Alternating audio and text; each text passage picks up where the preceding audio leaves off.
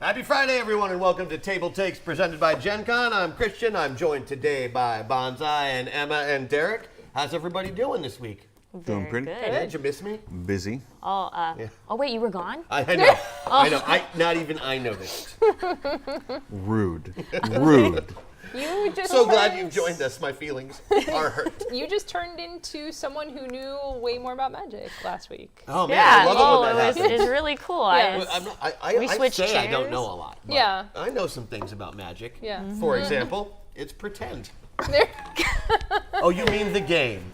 It's real. Well, It's real, you know. Well, we have quite a bit to dig into this week, so we're going to move right on to headlines. Bonsai is going to start us off and talk to us about Asmodee. What's going on? Yes, Asmodee is right now launching a new gaming accessory studio called GameGenic.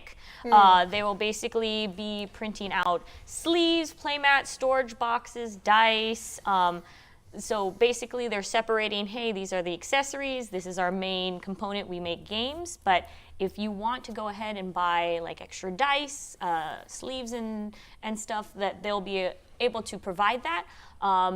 Their whole object is to essentially become more of a distributor. Distributor, thank you. Distributor. Words are hard. And so hopefully making prices better for you by cutting out the middleman. They're slashing prices. The interesting thing I think is that all the stuff that they mentioned they're going to do, Fantasy Flight, which Asmodee acquired a couple of years ago, Right. was already doing. Already does. Yes, So already does. it sounds like they're basically taking the kind of maybe infrastructure experience that Fantasy Flight has had, because they've produced deck boxes, sleeves, playmats for Netrunner, stuff like that. Taking that kind of history and production out of Fantasy Flight, and then maybe, I presume, broadening this out to include all the other Asmodee IPs. Because Fantasy Flight was doing Netrunner, and they did some Star Wars stuff because they had the Star Wars licenses. Oh, yes. I think All for a little while they were doing Warhammer stuff. So they were trying to hit a number of their different licenses. So it'll be interesting to see if Asmodee, trying to pursues the same thing with other games. Well, it's really cool because, in particular, Fantasy Flight had a marking system for a lot of their games where they would put little icons on the back of them telling you what sleeves to get, because there's a lot of sleeves. Yes. I don't know, having worked in retail, I don't know if you know quite how many different types of sleeves there are. We have a little sleeve chart at Mox. It's like G, H, I, and they're all like, it's like this one, and then this one, and then That's this got to be one. confusing. I don't trust any alphabet that starts with G. Well, A is like so small you can't even see it. I don't know. It's like Yeah. little micro sleeves. I mean, it but would you have to like hold the card up to it and Yep. like And try then and figure just- it out. And there's whole discussion threads on Board Game Geek about trying to get the right sleeves. So if Asmodee can do that for their whole games, first of all, make bank, because people will be like, oh, I can get sleeves for games, because there's still a lot of people Yeah. who aren't really into that. Games last longer. Some heathens. You just who use tape? Slap their cards onto the raw wood of the table. Go back to your old school, sir. But, Look, if you're not treating that card right when you put it on the table, you don't deserve to have that card. But it would be cool as an idea if they try to make a universal sleeve system. Yeah. So one card, one size. Well, it also kind of makes sense because if we look at companies who produce non-standard card sizes, Fantasy Flight is a little bit at the forefront there. Yeah. Like the number of games that they push that have like the super tiny cards and that kind of stuff. Yeah. I mean, like, They had to do it because people were like, no one makes sleeves for these. They're like, Yep. yeah, because we made that up. That's our thing. No one knows what size these are. We invented that. Overall, this seems like a good idea. Sure. They can, Asmodee, Fantasy Flight can actually focus on making the games and worry about a distribution company that does something completely different, gets all their products still sold. The only red flag that I see in this is that they've decided to name their company GameGenic, which, I guess it's a good sounding name, but when you put that at the end of any word, it sounds like it's going to be a future evil corporation. Yeah. Perhaps they're going to launch some sort of game Skynet. well, so think of it this way. Maybe this is like the long seed for when they eventually come out later with a game that's a dystopia with an evil mega corporation called GameGenic, and Yeah. then you already feel an emotional connection to this world. GameGenics sounds like a science that they used to experiment on children for the Hunger Games. See? GameGenic. Oh, man. So that's my only red flag. Other than that, I think it's a fine idea. Yeah, it could be like sleeves and stuff or something. I don't know. There's like You need stuff. Sleeves and stuff. Sleeves and stuff. Well, but I That's a think much less threatening name. Well, isn't it like it almost harks to if like the Nazis would have called game themselves sleeves and genetic? stuff. Is it like generic but with game in front? no, I think what they're trying to say, like, here's the branding meeting. I'm sure. Okay. I'm sure the branding meeting was like, Let's games. role play this branding You know what? meeting. Games are in our genes. Oh, Yeah, so like Game maybe they're genic. game genic, or maybe See? it's like a game genie. Yep. No, I'm sorry, that's already taken. Oh, There you go. there you go. I'm sure that's exactly what happened. That's probably how the sign it. You see, they should have been listening Make it to so. Tabletakes. LLC, go. Yeah, just watch Tabletopes. We name stuff all the time. All of the names are, we don't claim, if we come up with a good name, we just want you to use it. We don't need any royalties, maybe some royalties. I don't know. A little We bit come of up with good royalties. Okay, you can do what you want with your royalties, If but I I would start like If I credit. start naming things, I want just to name them what they do and take the whole My Little Pony route. Where you're, where if it's pink and there's pie on it, I'm calling it Pinkie Pie. Isn't that a good way to go? And also an So interesting Rolly segue. Dice. So Yeah. Rolly Dice is going to be your dice company. Also, an Rolly interesting Dice. segue into our next headline. WizKids is releasing unpainted My Little Pony minis. But that would immediately invalidate your plan because it's not going to be pink. All of the ponies would have to be just named White Horse. No, Or- there's yellow. There's a yellow version, right? Well, they're I mean, unpainted. if they're all unpainted they're and primed, just unpainted. it's. Wouldn't they all just be kind of a flat Oh gray? no, they'll all be ghosts. Yeah. Oh, ghost Oh, ponies. dead Ghost ponies. Horse. Yep. Oh, dead That ponies. is very dark. That is Yeah. way... I'm glad we took this there.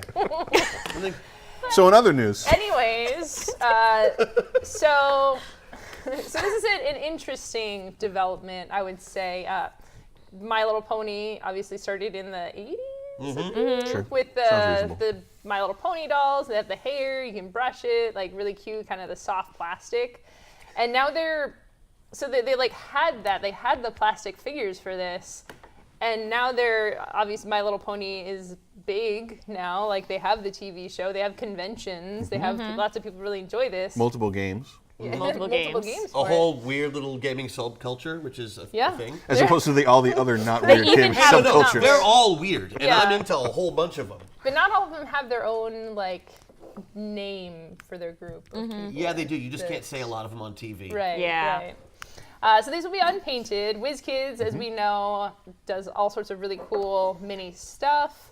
And so, it looks like these are going to be pre-primed, Yeah. like a lot of their D&D minis that they've been releasing are too. So it should be fairly easy to get into. yeah, and Well, how are you we, going to do the little cutie marks on them? well, they're actually going to come with stickers and or decals, whatever, same Yeah, difference. It is, Same difference. it is important. Yes, That's not yes. the same difference. You're enjoying this way too much because a sticker is not a decal, madame. Here we go. A sticker has an adhesive backing, while a decal is a clear sheet that is attached to another sheet. You cut it out, you put it in a water solution. You can then remove the clear sheet, attach it to the thing that you're putting it on. Preach. I mean, So it's like a temporary tattoo.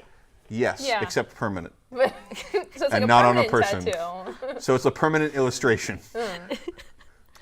Yeah, so this is, I mean, it's an interesting direction because they're not toys anymore, or it's more than toys, or They're like they're collector still toys, but items. they're collector items. Yes. You can kind of paint them however you want, although it would probably be kind of weird to make up your own ponies. I don't know. You'd or be maybe surprised. Well, that's- because that's the thing is this news was interesting to me because they already produce like blank pony dolls that have the hair and everything. You can paint however you want, and we have actually workshops and classes at Gen Con where you sign up and you get a pony and you get some paint and you get to paint it however you want. Okay. And some people will paint like the Captain America or the Captain Marvel version of a pony or something like that. Interesting, yeah. Or I think people have done like Furiosa ponies and like they just they They just shave off all the hair. Yeah. yeah, they just paint it like however they want to paint it. Yeah. And it's very plastic fun one. and cute. So it'll be interesting to see if some of that same like creativity Yeah. ends up kind of working into these. Where they're not the dolls. It sounds like there's going to be hard plastics and Yeah. no hair and things like that. Or I wonder if parents are going to use these to help get their kids into painting. Yeah, that I could don't be know. cool. Yeah. Well, we had talked You about seem what conflicted. we we I had talked am. about what sort of a game, like there's no game officially with it. That's where my conflict comes from. Where a lot of the WizKids stuff. Look, sir. You have to add your imagination to these and paint them however you want because they're a figurine for a game that doesn't exist. If having a game is a requirement for a miniature to exist for you, then there's going to be a number of Kickstarters later in this episode that we're going to have conflicts If about. it's a miniature versus a toy is something you play with. A miniature is something you use for a game. Sure. However, Unless it's just a figurine. So in which are you case saying- it should be painted already there and is, should just be sitting there on the shelf? There is a game, My Little Pony Tales of Equestria, Oh, yeah. is a role-playing game. Yes, that and you all can of the use your ponies minis in that for. game are anthropomorphic, so they all have arms and legs and they're not ponies. No, You don't watch Tales of Equestria? Am I the only one? Yeah, I think you're the only one. Yeah, well, Oh. guess what? I mean, I will back you up in this, but you're the only Argument one. shot Well, down. I mean, their Trust hooves me. However- are kind of like hands, but they still No, look they like have hands. I contest that you are saying that I can't use these ponies as characters in my Warhammer 40K Oh, no. army. Yes, you can. I absolutely can and Yes, will. you can. You will not stop me. I'm just saying there's no My Little Pony game yet. I don't think there To needs play to be, with these. sir. Yeah, they're just figurines to have for. You can put them in games like Rifts. You Yeah. know. Oh, You so can- we're gonna get him. We're Okay, gonna get him on board by talking in his Tell own me more. language. Tell me more, the whole Bonsai. I pony want to hear more about campaign. riffs. The pony campaign. Yeah. Yes, if you and by the way, if you're interested in riffs, you can make a My Little Pony character for Yeah. that game, no Yeah. problem. And help then you. paint it and have it. And it then you'll have there. a figurine, and then it won't be a useless piece of garbage anymore. There. It'll No. be instead a useful figurine for your game. No, but A useful, you use your imagination, Yeah. make your own game for it. Yes, that's what I'm saying. You have to do that because Yeah. there is no game. So it's good. yes, Yes. it's fine.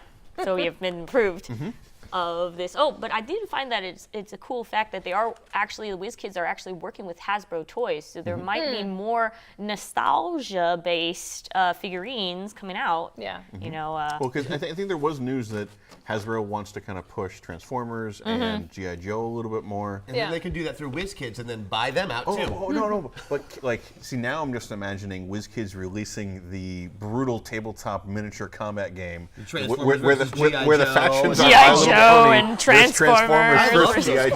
comics. Yeah. Yeah, Transformers yeah. versus G.I. Joe is awesome. That would be It's all hilarious. preparation. you know, for that'd getting us actually be excited about pretty that. cool. That's what I'm saying. That, like, imagine like that as a war game. Well, Marvel had them existing in the same universe anyway. So, we could do this. There's And Riffs canon. allows us to pull anything from anywhere and throw Yeah. it together. That's right. That's why it's the best. I think we've gone over this, guys. It's great. So I've heard. Speaking of nostalgia, Oh yes. Ah, yes. Good old nostalgia. Nostalgia. If you're low on money and I am. wanted some old games, there used to be this place called Cheapass Games. Apparently, though, Greater Than Games just acquired it. So if you guys don't know what Cheapass Games was, it's basically a website you could go to, order some old nostalgia games, and if you don't necessarily want all the big pieces and it costing a lot, you get this pretty envelope. It wasn't pretty. Oh, well, it was a nondescript It was a envelope. nondescript manila envelope with manila- a sticker on it. with a sticker Not on a it. decal. With cardboard Correct, not a pieces decal. that you pop out, and voila, you have the game. So Greater Than Games, best known for Spirit Island and Sentinels of Multiverse. Now they have all of the, basically the publishing rights for Cheapass Games and the name. They're not necessarily like merging the company within their folds. Like, don't worry, guys. There hasn't really been a lot of like full-time employees at all for this. But if there were, But they're if there gone were, now. they're gone now. So they're not retaining any employees, but it's okay. There really hasn't been any employees except for the main James Ernest, who is the main founder. But he's going to be taking a back seat now and pursuing more passion projects. yeah, I mean, it sounds like this is basically his opportunity to kind of let go of the company, Yeah. but have the game survive on in the stewardship of Greater Than Games. Yes. Well, he can just kind of focus on designing new stuff or playing around with games or Instead of having to worry about putting out an expansion for Kill Dr. Lucky Yep. 20 Yeah. years after it or comes out even just whatever. without having to worry about the overhead of running the company Yeah. and making sure that stocks exist for people who want to buy stuff and stuff like I'm that. pretty sure he didn't start that company so he could just run a company all There- the time. Probably I'm not. pretty sure he was a game designer who Yep. wanted to sell his game. Yeah. And Yeah. Well, 'cause This is the next logical step in that. They've become, they've gone by the wayside, but the games are still popular and have some nostalgia to them. It's actually a pretty good purchase for greater than games because It gives them a lot of it gives a lot of gravitas or history to their back catalog. yeah, it gives them a legit library instead of just having to rest on their own laurels. Well, and for a lot of people you said are really enjoying the games, but for the games that I know for Cheapass Games are ones like Kill Dr. Lucky that just looks like a normal board game. It's in a box on the shelf. So a lot of people don't necessarily know about the history, and I could see it being that was probably something that they had to do to as board games became a more modern thing. It's we got to do the box. People aren't as into the envelope thing. And then some people still were into it, so I could see it being difficult to we had talked maintain. about some of that history because Cheapass Games had a Kickstarter recently that was the retrospective of their history. It was a big book, it had the rules for the old games and stuff like that. The games were available for print and play on their website still. That's what Bonsai was talking about of grabbing them. But it was really, if you're kind of a long-term gamer, if you've been in the board gaming side of the hobby, since the 90s, there's definitely a nostalgia because when Catan was getting big or when the board gaming community was really kind of growing and forming, Cheapass was one of the ways that you got those gamer games. And they didn't have the production money to make boxes and make fancy things, and we weren't used to expecting that. So we were just excited to get Lord of the Fries in an envelope and have a bunch of little just paper tokens and stuff like that because that's what you had. And the hobby has grown so far beyond that, which is amazing. But it's nice to look back every now and then and kind of be reminded of what we had back then when there wasn't anything else. Back in my day, we used to play with a stick. And a hoop. It came in an envelope with a sticker on it. It was called Play with the Stick. So, that is Cheapass Games. That is Cheapass is Games, or Cheapass rather, that Games. was Cheapass Games. They are keeping the name for the games, right? Yes. But other than that, they're still Other going to than be that, under the I wonder how much it costs to get Cheapass Games. Do you think it was expensive or not?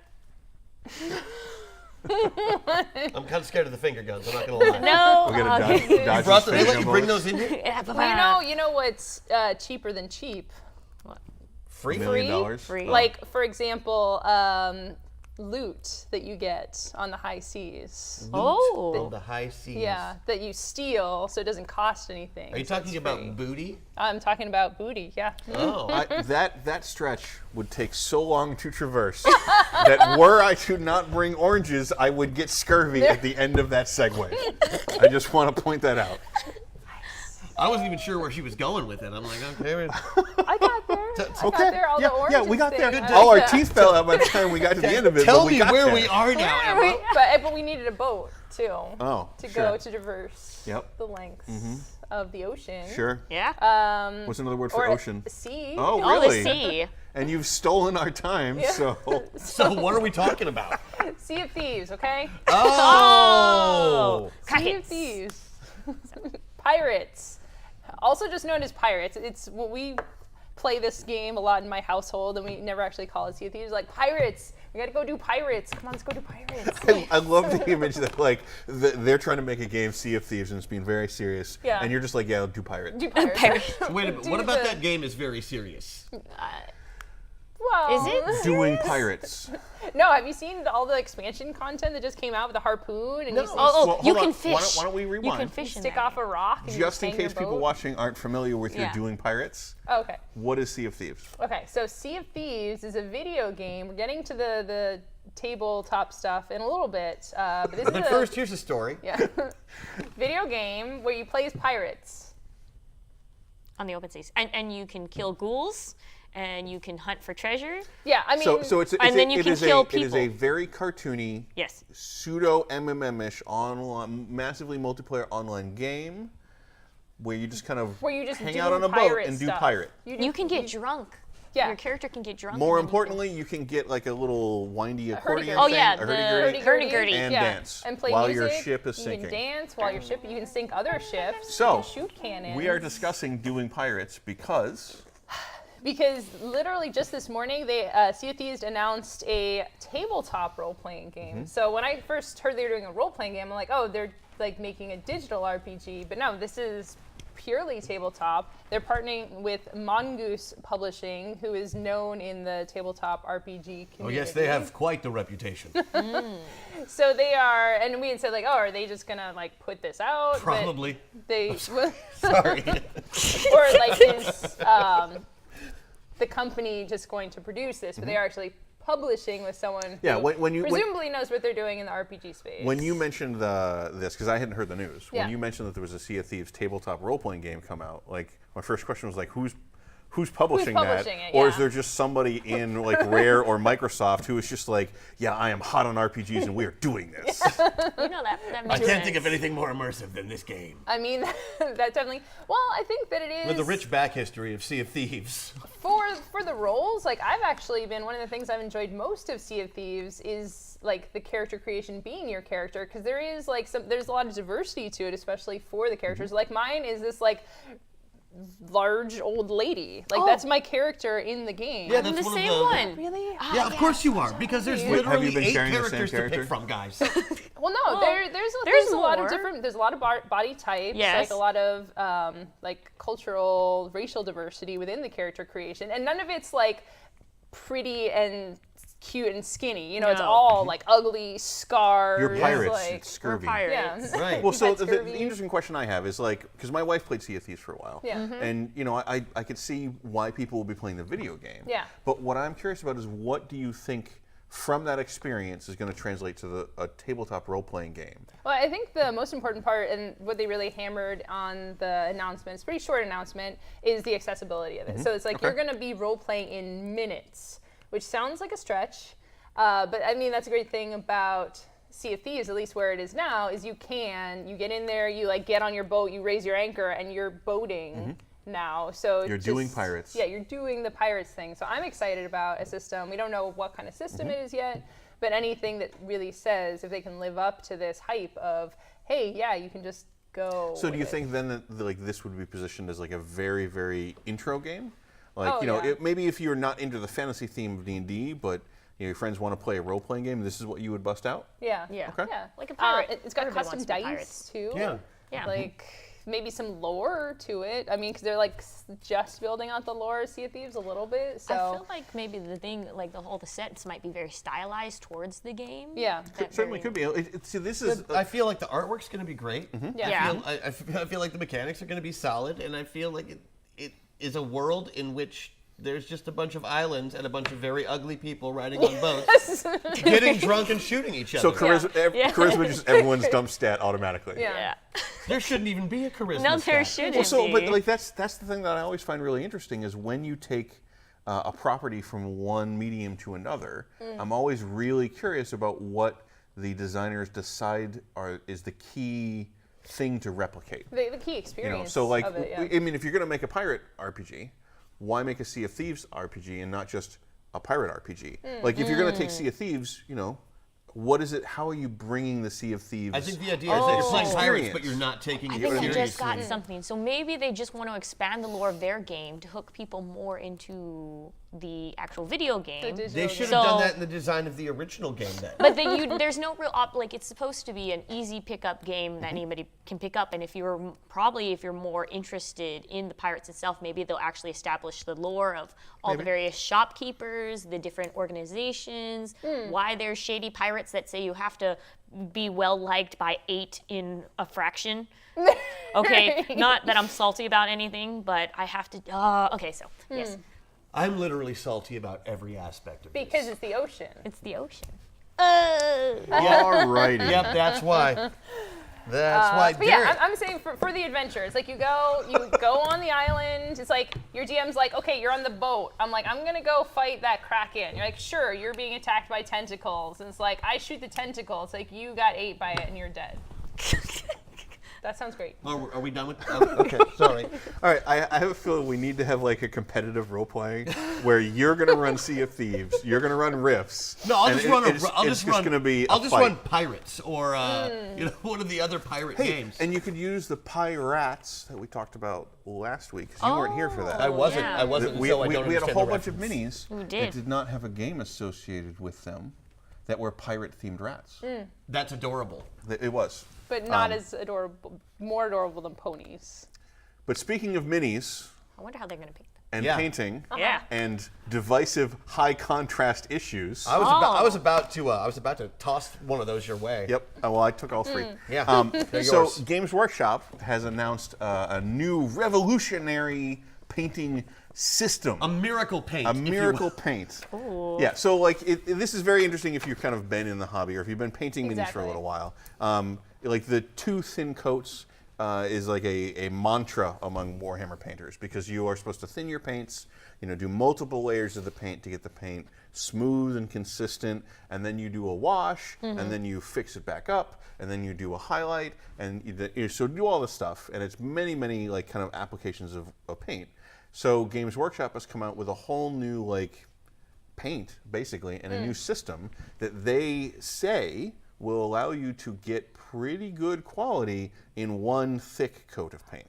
One coat. I know, right? One thick coat. Thick coat. So basically, there's a couple. It's called Contrast. It launches June 15th, I believe, and it has a couple special primers that are supposed to work really well with the paint. And then when you put on the one thick coat, it's supposed to kind of pull away from edges and go into the recesses and be extremely vibrant. So what will happen is that you'll get both your base coating and your washing and your edge highlighting kind of in one pass, theoretically. Yeah. So it seems really intriguing. Like the videos they've shown of the models and the pictures they've shown look really, really cool. And they've basically said this is the kind of like the paint they want to sell you if you've been buying minis and assembling them and just playing with your gray minis because you just haven't had time to paint or you don't have the confidence to paint or whatever else. This will allow you to get at least acceptable level quality like in minutes per mini, which sounds amazing. And then they've also brought in like a number of like professional painters and had them experiment with blending and trying different techniques. And it's really interesting to see what they're going to be able to take this paint off and do. I think the positioning is interesting because I learned some about paint working at Mock's Boarding House. It was a lot, like my eyes would gloss over because there's so much information there, so much to take in. And then when I went to look at these paints, I couldn't like quite grok. I think it's that weird split. It's like it's for beginners, but experienced painters can do cool stuff with it too. So it makes it a little harder for you to see. Like if I go to a beginner, it's just one of those pots of paints. Yes. And the font on it's like texture and really small or like contrast. I'm like, those seem like the same things. I kind of want them to push it more and just do like change the packaging, have like a beginner's kit Well, or something. Chat alluded to this too. The call for Games Workshop to change the packaging of their paint is a long and storied one, let me tell you. It just separated out because, like, again, you look at that and the paints look exactly the same. They just have like a little thing. You almost have to use a magnifying and be like, oh wait, this is a completely different thing. If you like take the texture paint and you like try to use it, they're all very different for the very similar. But to your comment of, it's hard to tell like what these are going to be like, it does really seem like you have to.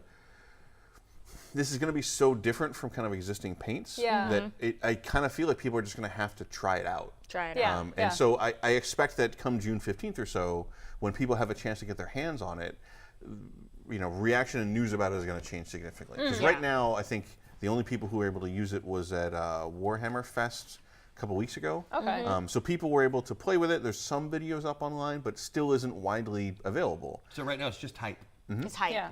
I wonder Just what hype. the dry time is, to be very It's a little bit longer than normal paints, I think is what Oh, because it's thicker. they said. Yeah, well, because it's thicker, but I think the formula of It's it. time to go into the recesses. Exactly.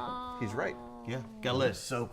And is the idea that you're still going to thin it then, or just use it? No, One like, thick coat. basically One thick like coat. straight from the pot. I feel Nice. like that might also lose some. I don't know. I'm just for thick, like for me, painting wise, because I did a little mini figs for my various different campaigns and such, and just the idea that I might lose detail concerns me about just like one coat, and I'm like, but Baking your noodle a little, huh? it's. Well, experiment. Yeah, We'll see. We'll see. But okay, to be fair though, the idea of experimenting with those paints, first off, like it's a little pricey to get each one. Like the idea of messing it up, I think, as a beginner, like for someone who's established, it's like, oh yeah, I'll try new stuff. But for me, I'm just like, I'm gonna put paint on this thing, like I'm gonna mess it up. It's very scary. I still have a lot of hang-ups. This is about- honestly But- the exact kind of paint that I would buy, being an inexperienced painter. Yeah. Though. Yeah, I mean, I think I really hope people have a chance to play with it and that it lives up to its hype, because it does promise the ability to let people who didn't previously paint just kind of mess around with their minis. Yeah. But the thing is, people who only did previously paint are the only ones who can tell the difference. I just hope they have a pink, because that's I just want to they've play. got- Actually, they've got I pink. just read that they don't have pink. You should write them a letter. Yeah. They've got pink. I'm kidding. They probably have pink. It's true. So So that's where we are. I'm real excited. Yeah, no, I'm excited too. I'd like to. I kind of interested to hear how the experiments with these go. Do you think it's going to be more like a U.S. thing, or you think they might do it, like release this internationally? It's GW. I don't think anything happens just US. I mean, depending Okay. on the paint. Warhammer Fest was in England. Right. I mean, the reason I mentioned that is because of the day it is tomorrow. Oh, June 1st, Yeah. first. Saturday. Yeah.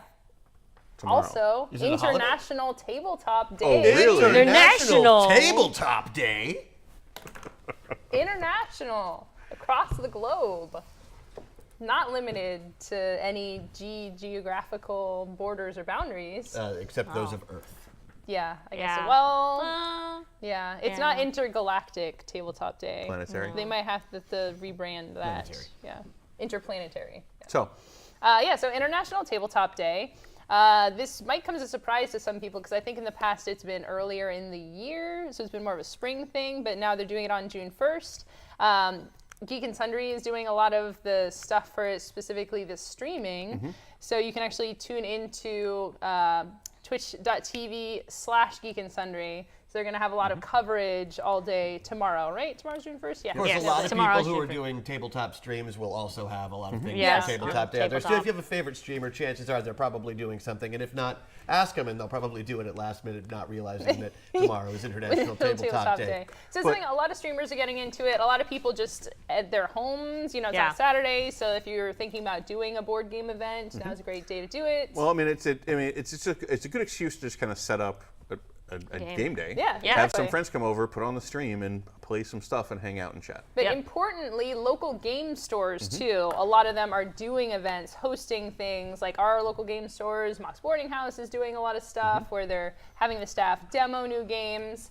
One of the best ways to find out if your store is doing it is to call them Yes. on the phone. Call Sorry, your that's- stores. That was a joke. You don't actually do that because phones are terrible. You can go on their website. A lot of them will have event Phones are terrible.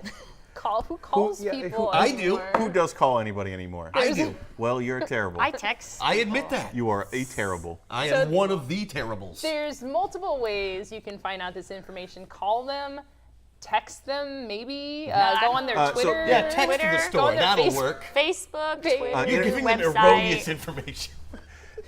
So, International Smoke Tabletop Day, signals. their website does have like a list of the stores, but I think you might need to search for the particular store that you want to find. Yeah. It seemed like they were having some trouble with the map earlier, but when we were searching for some stores, results were coming up properly. Yeah, so there's also the website, internationaltabletopday.com, I think is the site. And we posted it in chat. Okay, perfect. That's great. But yeah, I would. You could go right to that right now. Let us know what you think. Yes. But yeah, I would greatly encourage people to actually go to their local gaming stores because you can find a lot of different games and different role playing books that you might not like. There's more to the world than 5th edition. And also, for a personal note, that's how I got into the recent gaming group that I've been in for 4 years. We basically didn't have anybody. We moved here to Washington and we didn't have anybody to play with. And we just went to one of the local stores and found basically people who we've been playing with for 4 years. Now we just have games at our house. But that's how you get to meet people. Yeah, You know? Yep. I think you're kind of hinting at one of the reasons why it's important to support local gaming stores, Yeah. because when you move or when you need to find a new group of players or when you want to just kind of expand your horizons, it's a really great place to go to have an opportunity to do that. Yeah. Yep. So, go to your store, buy some Specifically, stuff. Buy some stuff. Tomorrow, for International Tabletop Day, it's a silly made-up holiday, but it's a reason to get out of the house. Do they have swag? There may be. I don't know. I think some places are gonna might have have swag. We Might can neither have. confirm nor Nor deny deny the swaggage. swag allegations. But again, ya. contact your store. Stores are great. They love talking to the customers, so they should be able to let you know about that. Great. Yep. So if you're in it for the swag, maybe not. But Maybe. otherwise, take part. Speaking of gaming around the world, Christian. Gaming around the world, man. Dungeons and Dragons has come a long way, right? I think we can all say that. Like, Yeah. Yeah. And It has been a journey. We're no longer been around for a and long for time. me, it's largely been a journey of loss. Because when I was a kid, I loved the Dungeons and Dragons cartoon, which is a cartoon about some kids that get on a ride at an amusement park called A the Dungeons and Dragons ride. Right. Which, why isn't that a real thing? Yeah, why isn't Probably that? copyright Don't look at me. stuff. Don't look at me. Anyway, they get on the ride and it takes them to the land of Dungeons and Dragons, and then a little guy comes around and he's called the Dungeon Master, and he helps them on their adventures. Let's see where this is going. The thing was, this was my favorite show when I was a kid, and it ended before the show was over.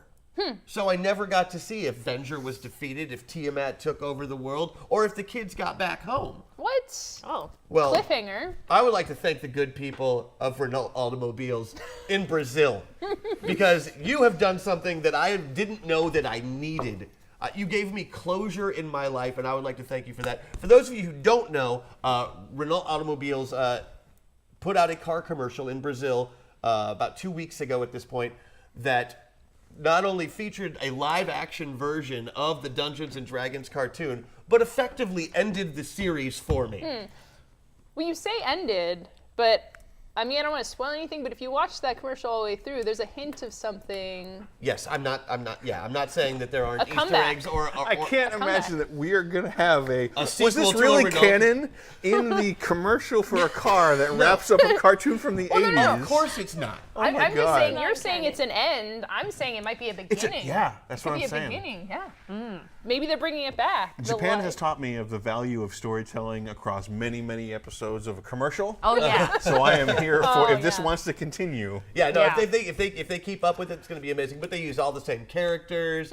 They've got, I mean, Venger and Tiamat both showed up. It was so cool, and they had all the cool weapons that they had, and it just as far as nostalgia grabs go. Yeah. That like grabbed me right by my nostalgias and sucked me in. So what you're saying is, my member berries were violated. if you want a really good D&D movie, Yes. go watch this car commercial. Yeah, have these guys that made this commercial just make that movie for you, because you guys haven't figured it out yet. I would say go watch the commercial.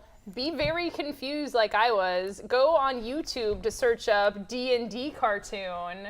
Start watching and it. discover what you have missed. Yeah. Still be very confused, but it was entertaining. It's definitely worth checking out if you haven't. It's a thing. If you It's a haven't, thing. if you didn't grow up with it like Christian did, then it's worth it. Jump into this rabbit hole essentially. Yeah. Yeah, Oh, no, yeah, it's not a yeah. bad rabbit hole. It's for kids. But that was it. I just wanted to say, hey, that's out there. If you watch that cartoon, check Yep. it out. It's on the internet right now. I don't know if you've heard of this internet thing, but if you haven't, Yeah. you're watching it right now. So maybe like. If you haven't watched it, that's a moment of joy I think we could all use right now. And it really Yeah. does. It's a very feel good car commercial. I don't want one of those cars, but I'll watch that commercial a lot. Yeah. Commercial. It's the feel good car commercial of the year, as far as I'm concerned. As far as a commercial for cars It's a laugh a go, minute. maybe borderline. As far as a D&D nostalgia memory continuation device, top notch. It's gonna win a JD Power Award for movies. I'm telling you. Yeah.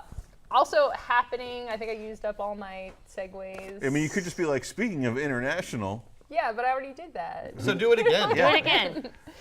Speaking of countries with things that are happening right now. Syria today went through. No. Whoa. Okay. No. Whoa. Specifically the UK Games Expo, also known as UKGE. You might see this acronym floating around. This is just a very large games expo that's happening in Birmingham, I believe. Not Alabama. They're not Alabama, UK, United Kingdom. Very different place. If you fly to Birmingham, Alabama, you're not going to be able to get into the Okay, you'll be sadly disappointed. in so many ways. We are now banned from Birmingham, Alabama. So I was looking over the details of this, and having been to Essen actually reminded me a lot of Essen. And if you're more familiar with U.S. game conventions, it's a little bit, it's quite different because it's much more family focused. The tickets tend to be a lot cheaper, so you can get in for like maybe $30 or something. You get a whole family ticket to like bring your kids and make a whole day of it. It also seems like it's also more... the lines to meet celebrities are called queues. And, Well, they don't have that as much. It's much more just like, hey, go here, see cool games, buy cool games. hey, you like games? Yeah, me too. Yeah. All right. It seems like it's more of a shopping exhibit hall Exactly. experience. Oh, yeah. Because the thing that really struck me about Essen is like a lot of families, a lot of people with strollers just walking down like you would for your country fair or something, like getting the games demoed, maybe picking some things up, getting fair food. You know, it's a much more just like friendly experience as opposed to like you sit down at the table and play Twilight Imperium for 12 hours, which is more of like a Gen Con. It's more of type that's experience. what we do like at the Germany Game Expo. It's like dipping your toes in the water of gaming conventions. Yeah, and also games are just bigger in Europe. I mean, for these things, like you think it's like, imagine a family of 4 in the U.S. Like, Okay, I'm doing it. going to like Gen Con, I would say is family friendly, but it's not Yep. to the extent of like this is what people do, and they talk about with their friends. You know, like I say, like normal people, your average person coming to a show. And for Germany, it's just like they all have these games. They're always buying new games. Somebody in chat mentioned too that the UK Games Expo will have some stuff up on stream too. So if Okay, you're great. interested in that, and like, because we were speculating that there was probably going to be some game announcements that come out of this. Yes. You think Because so? a number of game companies are there because it's one of the big, especially role playing conventions in Europe. Yeah. Yeah. A number of Kickstarter creators are out there. A number of companies like Onyx Path is out there.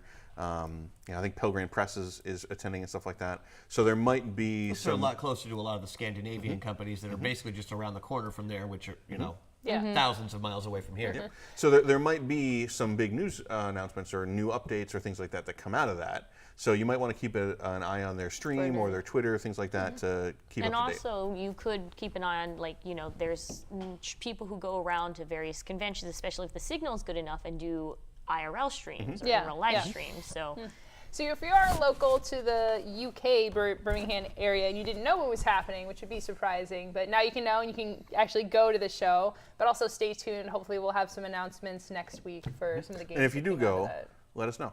Yeah, Yeah, we we'd wanna love to hear about it. yeah. But only tell me.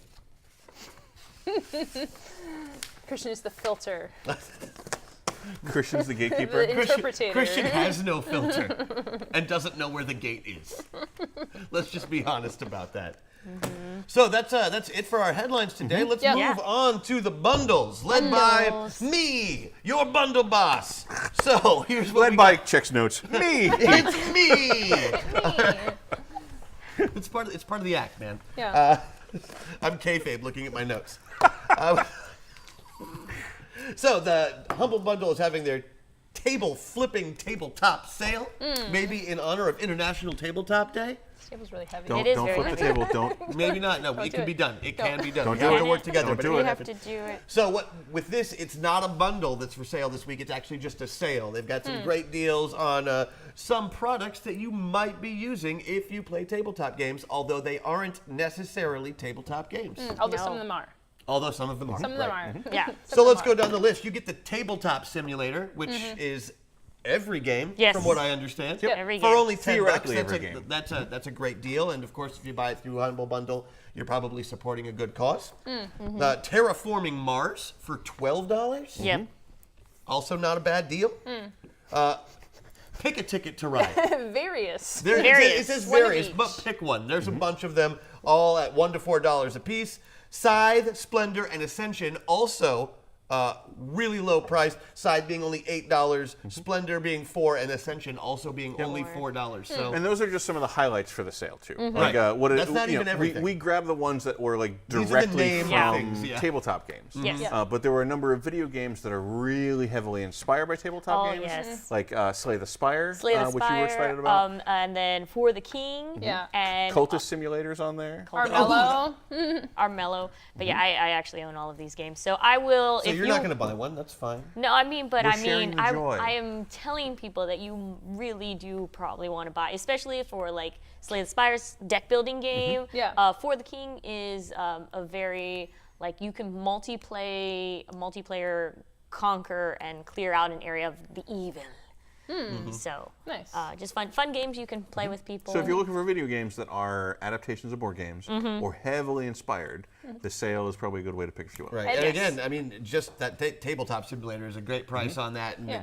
it's so many games in It's a one. lot There's so of many games. possibilities, and especially if you really like, looking for hours to find a game to play, Well, that is the way to do it. As we like to point out too, there's always a little bit of tension between, I say always a little bit, there is tension between like digital and tabletop, and people who are really into one and not into the other. A lot of tabletop players who are Yeah, we've had brawls in the streets. yes, who are they worry that digital is potentially going to take away from tabletop. But what we have talked about multiple times is like you can get the digital version of Scythe, you can get the digital version of Splendor, learn how to play these games, just like grind out games, and then when you have the actual And then when you go to the big one- showdown, you just bring it. yeah.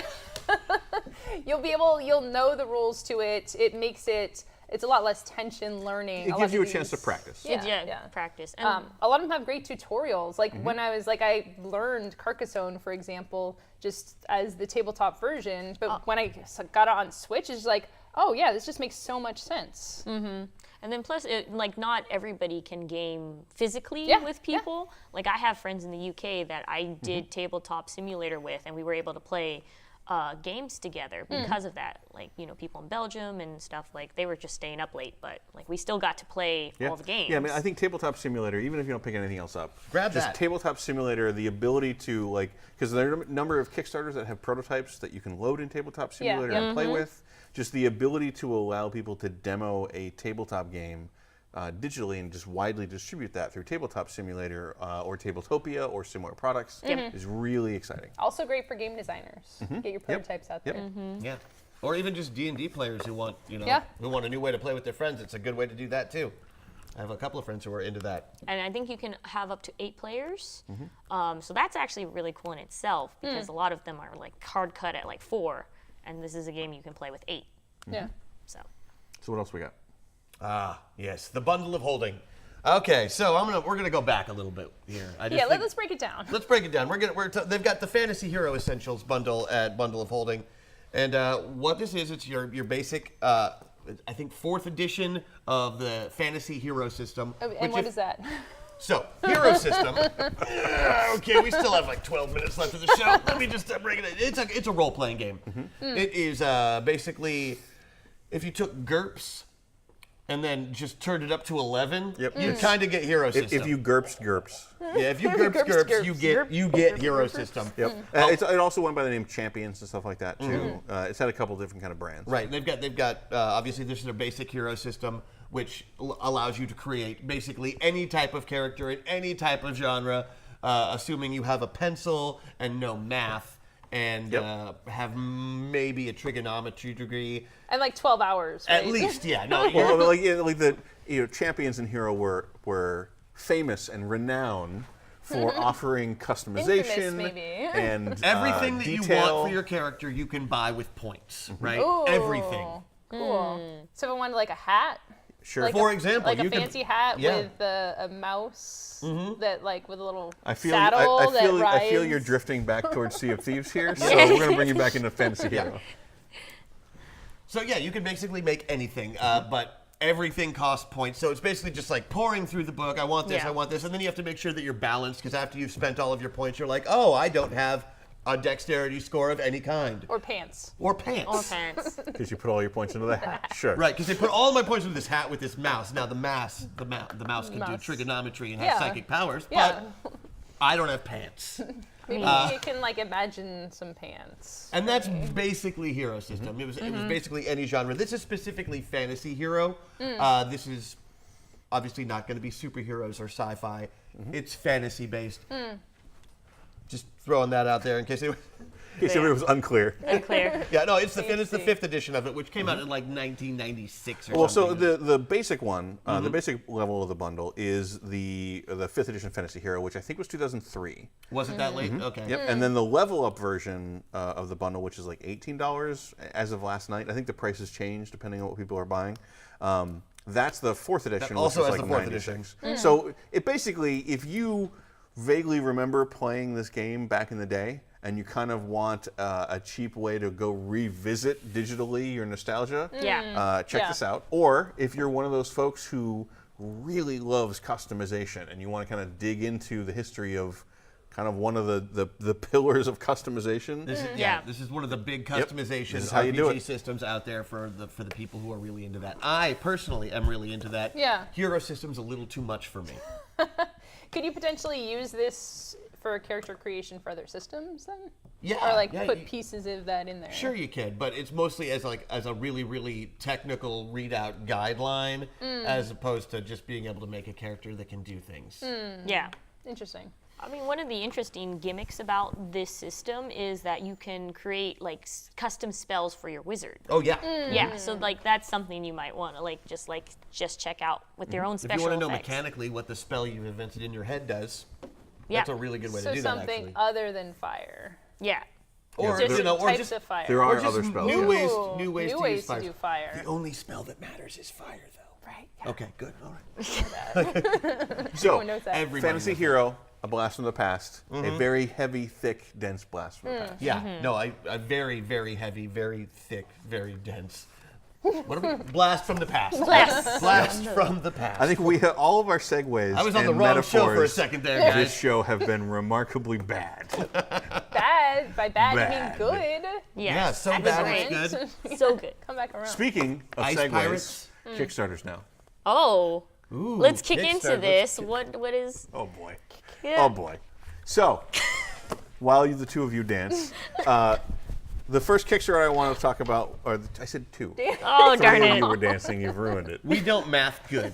Clearly not, so no Fantasy Hero for you. Aww. But you can have Raid on the Temple of the Serpents, which is a Kickstarter. It's got 2 days left. It's a bunch of amazing miniatures that don't have a game associated with them. Okay. All right. But there's basically there's two kind of armies in There's here. two armies here. Yeah. You can play a game with that. Yeah, you can Make your play a own game with game. It's them. not just a little gray pony. Oh my god. And there's pirates in can have this. an army Yes. of So Yep. So speaking of miniatures, The ponies and can speaking fight of pirates, the whatever you're gonna say next. so the two armies in here, one army to go with the pirates. This is like the blood sails. They call them ogres, but you know, anything in a lot of settings they basically look like orcs. If you've ever wanted a pirate orc wielding a anchor as a weapon, riding a giant crab, Oh my gosh, Play that's Rift. amazing. dressed like a shark, dressed like a shark. this is your army for you. So like the minis just look ridiculous for that. Yeah, that so sounds pretty If that awesome. description sounded good, then That sounded Get awesome. If you want a pirate ogre being eaten by a fish, so it's actually just feet and then a fish consuming it, then this is also for you. Yep. Yeah. So And there's a whole like, little army here that you can get. The other army that they have is Temple of the Serpent, and this is like an Amazonian, Mesoamerican themed one. So you've got a lot of like feathered dragons, dinosaurs, pterodactyls. A lot of the warriors are equipped with those clubs that have like the teeth in them. Macahuitl. Yep, the Macahuitl is Weedle. Yeah, I think is that's the obsidian-toothed one. Yeah. I think from Mexico. But apparently, like it's And 'cause also maybe Far all. Cry? Like I actually did a moment of going down that rabbit hole and then pulled myself back last night during this thing. Yeah. Because like that's all over the South Pacific too. Yes. Like I guess in Hawaii they make the clubs with shark teeth. Shark teeth. And they're called Leomano there Oh, okay. too. So anyway, that kind of weaponry is what they have, as opposed to like European swords or something Right, like right. that. That's cool. I don't want to get hit with any of them. Well, Probably a good idea. I mean, historically, if you want to look up those weapons, there are actually a lot of very awesome types of them that You know they those use. teeth will break off when you hit people with them? Like they stick in you and They just stick stay in there? you. A lot of it is like also swordfishes they used as weapons as well, turtle shells, and just a little background. It's Yeah, a I think fun I think little- I've seen Scooby-Doo fight with a swordfish before, like using it as a sword. Probably less effectively. I don't know. He was pretty good. I was impressed with his form. But somebody also in chat remembered the pirates we had last week. Oh, so the pirates. So like, this can also be used. apparently, Yeah. I mean, maybe there's just like a whole like the Blood ball. cultural zeitgeist is moving from zombies towards pirates. Heck And that's yeah. why Sea of Thieves and pirates and Well, I'm Blood Sail. glad And they're I think the getting reason for that is everything's better with pirates. Yeah. Yes.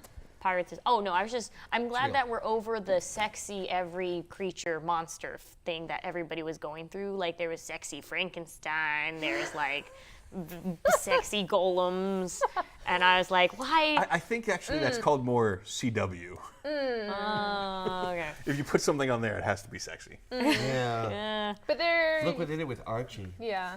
Oh yeah. So, Yeah. speaking of Kickstarters that are in no way related to that, the next Kickstarter is a deck of many destinies for, it says for D&D 5e, but it's kind of more broad. This is a couple days left, 2 days left, and it's basically a deck of many things. So if you play D&D and you've had that deck of many things where you draw and it's always a bad idea, basically. Fight death or be lost forever. Yeah. But this is like it's a version of that that's kind of illustrated in almost what I would describe as like a vaguely Victorian kind of style. The art is very soft. It's a lot of whites and purples, a lot of filigrees. It's really kind of neat design. The skull card, instead of just a picture of a skull, is like the moth that has the skull on it. It's very neat and stylish. It said the creators said they were trying to create something that could work for like a steampunk LARP or a Cthulhu LARP or a D&D LARP, all pretty equally well. So if you're one of those people who kind of collects decks of many things, then this is going to be really cool. Yep. I like it for a DM or like one of the players in my campaign rolls dice on tables for stuff. So it's just you pull one of those cards and it's like the death moth and you're like, shit. Okay, something bad just happened. Yeah, it is fun to like. I've run a number of games where you kind of take like a tarot element in Yeah. to kind of figure out what's going to happen next, to like do a kind of brief tarot read or something like that. Like Everway kind of used an oracle-y kind of deck for that, and they're always really fun to add. And then RNG is great. Always orange. Yeah, yeah. Yeah. But the next Kickstarter project, Coming back to sexy, but sure, are like, bringing sexy back. bringing Bring sexy back. Oh. But I think in a good way. In a non-sexual way, I Yeah, in a feel. non-sexual. That's a great way to put it. Yeah, there's the Charmed and Dangerous, a princess adventure game Kickstarter. First of all, if you heard that and you kind of rolled your eyes a little bit, you should still check it out because these princesses are badass, but not in like a generic like, oh, we made princess badass sort of way. Like these are like some pretty cool Yeah, characters. like I mean, like the summary is, if you want, if you ever wanted your fairy tale princesses to be combat ready adventurers, Oh my gosh. then Yeah. this is Yeah, them. of course. Yeah, I like this, and I'm like, it's like, did you actually want to be her? I think is a good thing. It's like I would be those people. I just like, want all my there's princesses to have magic wands and giant robots. Yeah. They have, for example, different category, some of the characters are Briar Rosa, I think, who's got like really cool sugar skull. She's like a face. necromancer kind of thing. I Yeah, think? is a necromancer, which is super badass. I always like hero necromancers. Yeah, Gretel is basically Zarya with candy swords. Yep. Zarya, the candy-themed barbarian. Yeah. And there's actually like there's that aspect. The art is amazing, the characters are amazing, but there's some complexity to this gameplay. I was looking through the videos and I was like, this is not just like slap down characters. This is like a role playing level up. Like you have facets depending on the characters that you beat, and you get more powers and stuff. So there's definitely some complexity It's a to true this. RPG. Yeah. Yes. And it's cooperative games. You work together to beat the villainesses, who also have like really cool character art as well. So Yeah, the art in this is fantastic. It is. Yeah. Well, not only that, but they intentionally very much wanted to add diversity to the game. Yeah. So it's not your typical representation of these fairy tale princesses. I was gonna say it's a lot of skinny white girls if it is. Well, no, I mean I think Snow White was Asian. They Yes. added a Korean princess. Yeah. And then there's also some African American characters Yep. in there as Yep. well. So that was Cinderella and Briar Rose. Yeah. Yep, they're both black. So I'm not familiar with the Korean princess story, but like it makes perfect sense to go beyond like Grimm's fairy tales to find other stories to kind of add to this. Yeah. And then they bring each of those princesses seems to be bringing the villainess that she would have fought or encountered in her story in as well, because we have the crazy lady in the woods who likes to bake people in pies. The Dark Martha. stuff there. Yep.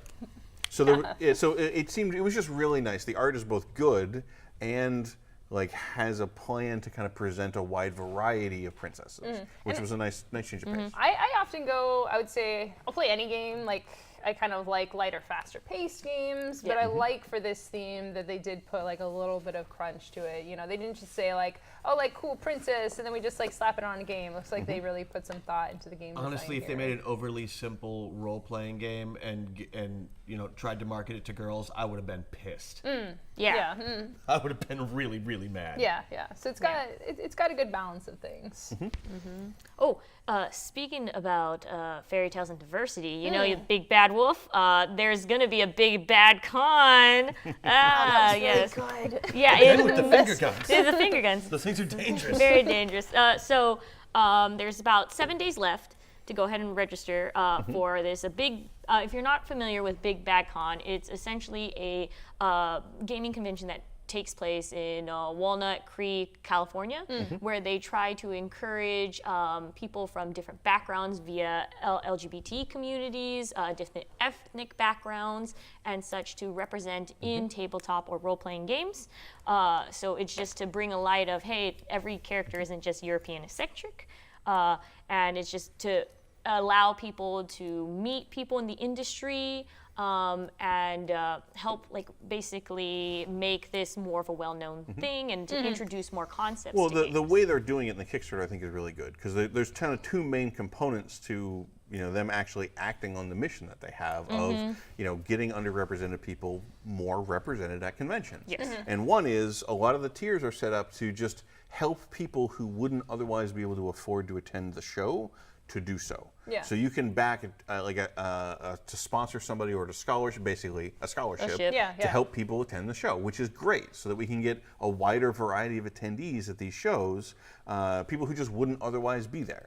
Yep. And then the other element is all their stretch goals or almost all their stretch goals are revolving around bringing people of color, women designers, queer designers, who have not been featured prominently at other conventions maybe, and making them the central guests and the central thrust of this show. Yeah. So it's a great way to basically say that they want to support diversity Yeah. and then really directly take action on it, which I think is Yeah. fantastic. And it is important. Like, some people will crack back with like, oh, why is diversity matter? Like, some people, like, why does representation matter? I've been speaking to people from some of the cons, especially some of the smaller cons, and with the background that they have, like, more diverse people have had bad experiences at these cons because they don't focus on it. They just like the panels, they're not seeing themselves in there, and it's reflected in the people who go to the shows, and they don't feel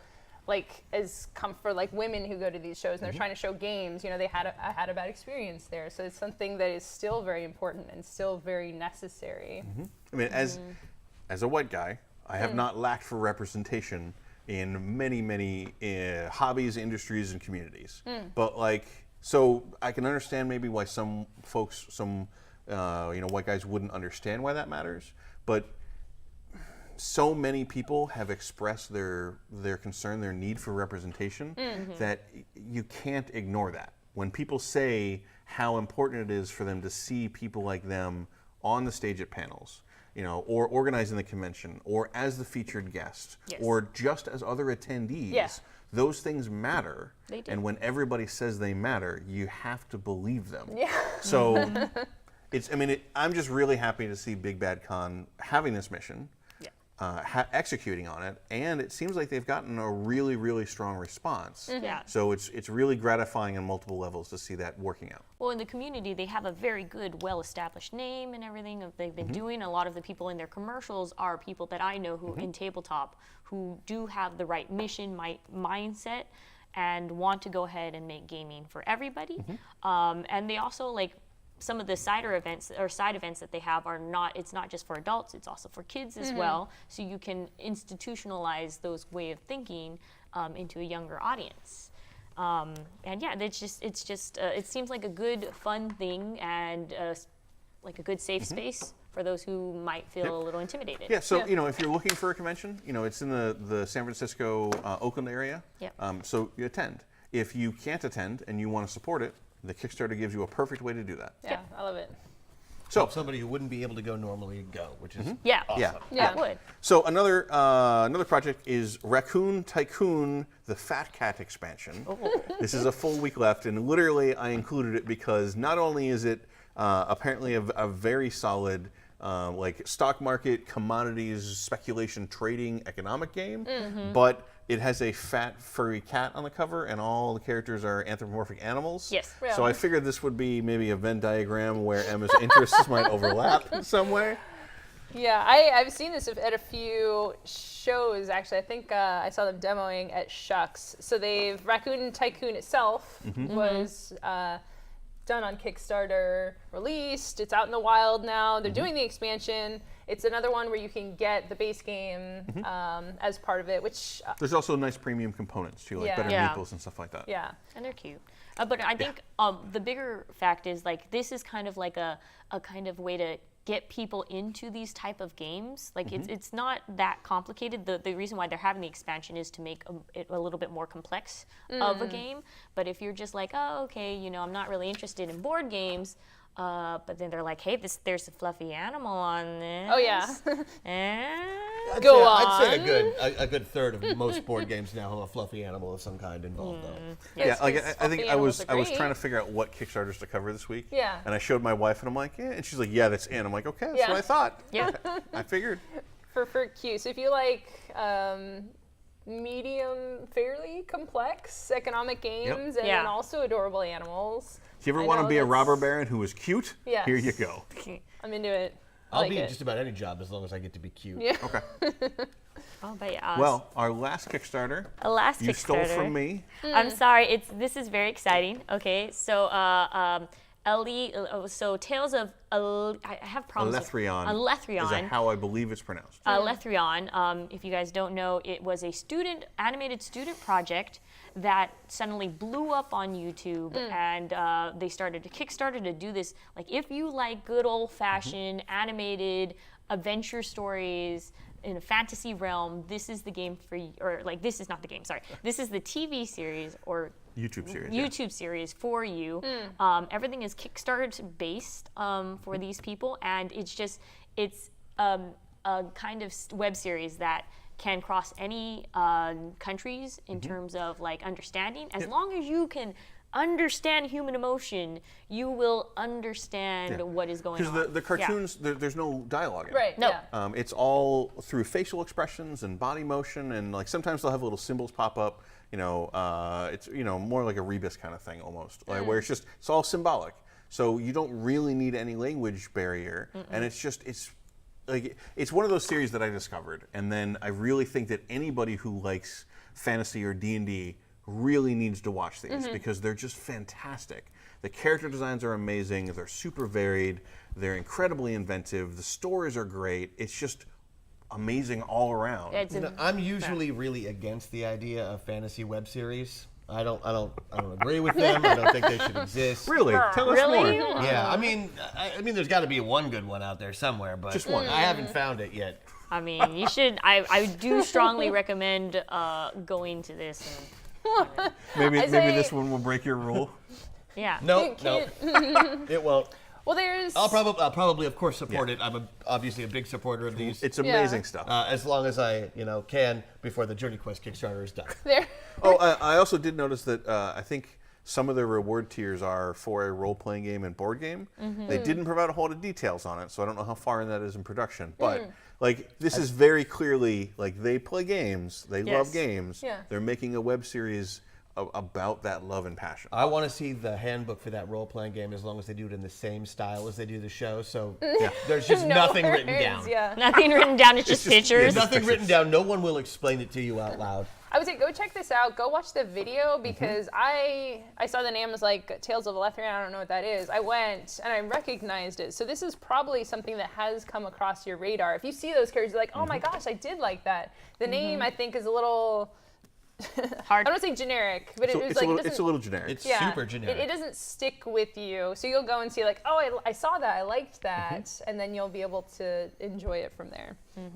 But yeah, this is just from a student project, though. That's the bigger. It's grown from there into It's a grown much bigger from thing. there, yeah. But it's really, really good. So it's A season. web series that started as a student project, you're saying? Yes. A lot of this is hitting kind of close to home, guys. I'm not even going to kid.